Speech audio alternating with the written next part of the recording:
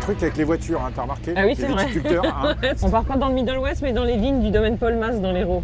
Donc là, on part dans les vignes. Alors on va dans les vignes, en ce moment dans les vignes, bon, on a deux types de travaux, nous. C'est la taille et les tondeuses à quatre pattes. Ah oui, d'accord. Donc en quoi c'est intéressant pour vous de mettre des tondeuses à quatre pattes? Ça permet donc de nettoyer tout ce qui est mauvaise herbe. Ça permet aussi de redynamiser, ça fertilise. Ah oui, donc ça fertilise c'est pas naturellement. En plus, elle tasse moins le sol que les tracteurs.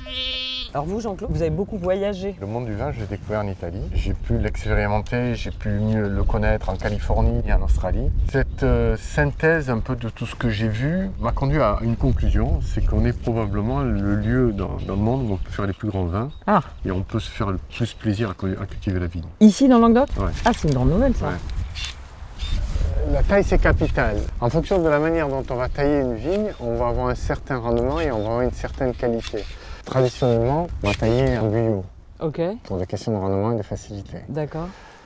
Moi, j'ai tout imposé en roya. Parce que c'est la manière de monter en qualité et d'avoir des rendements équilibrés tous les ans. La beauté de la taille dicte un peu la qualité. Une vigne bien taillée, d'un point de vue qualité et d'un point de vue rendement, est belle. Donc ce travail qu'on fait en hiver, il est essentiel. Il est même un des plus importants.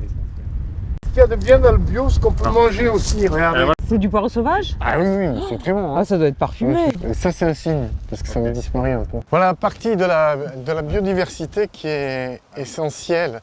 Parce qu'il faut voir que ces arbres, tous ces bosquets, ces petites forêts, ce sont aussi l'habitat de tout un nombre d'insectes. Peuvent être les prédateurs ou ceux qui nous ennuient dans les vignes. Parce que je préfère voir les cicadelles dans les forêts que dans les vignes. La taille d'olivier se réfléchit de manière à ce que les hirondelles puissent circuler à travers l'olivier. C'est génial comme truc. Et on le voit un peu là, par exemple, si on regarde ça, vous voyez un peu comment c'est aéré, vous voyez, elle peut passer là, elle ressort. Ça, c'est la logique de la taille. Ça, c'est la logique de la taille. On cherche les ruches. On ne peut pas utiliser un gramme d'insecticide. Sinon, elle meurt. C'est fou, hein. On ne le réalise pas à quel point elles sont sensibles. Hein. La biodiversité est très importante. S'il n'y en a pas d'équilibre dans l'environnement, il n'y a pas de biodynamie. On ne peut pas parler de culture biologique. Donc avant tout, c'est là où tout commence. Vous, ça fait longtemps que vous pensez comme ça? Depuis toujours. Je suis né dans une ferme viticole et mon père avait une affinité avec la nature extraordinaire. Maintenant, on va à la cave. On va houiller. Alors l'hiver, quand on élève, eh bien, les barriques, elles boivent, il y a la part des anges. Il faut faire en sorte que la barrique soit toujours pleine. Maëva, elle houille. Et ça veut dire quoi, houiller? Bonjour Maëva,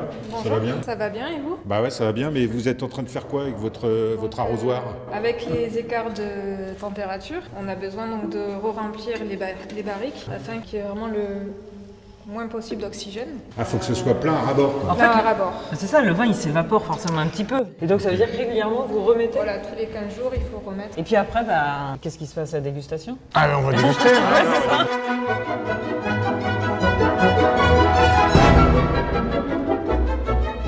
Ce qui m'a mis sur la scène du monde du vin, en 2005, c'est Arrogant Frog. D'accord. Voilà, mon vin historique, mon Chardonnay Viognier.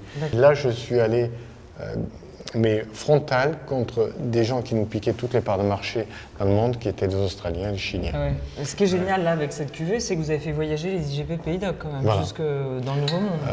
Vin le plus vendu en Australie, vin importé le plus vendu en Australie, encore le plus vendu en Nouvelle-Zélande. À l'Arrogant Frog? Ouais. Génial. C'est un IGP Pays d'Oc. Bien joué.